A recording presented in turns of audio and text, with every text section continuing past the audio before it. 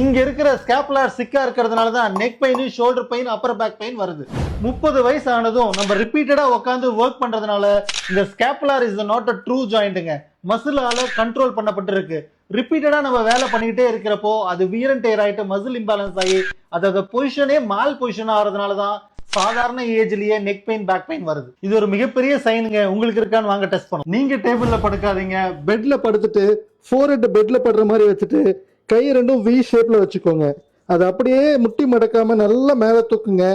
தலையை தூக்காம அப்படியே hold it for 30 counts. உங்களால அது 30 செகண்ட்ஸ்க்கு மேல உங்க உடம்புக்கு மேல வச்சிருந்தீங்கன்னா உங்க ஸ்கேப்லாம் நல்லா இருக்குன்னு அர்த்தம்.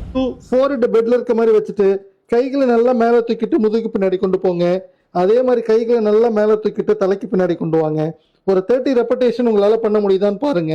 ஃபெட்டிக் இல்லாம டைட் இல்லாம ஃப்ரீயா இருந்தா நார்மல். பண்ணி பாருங்க. வீட்டுல இருக்கவங்களையும் பண்ண வச்சு பாருங்க. Just for the information, doctor Ram physio.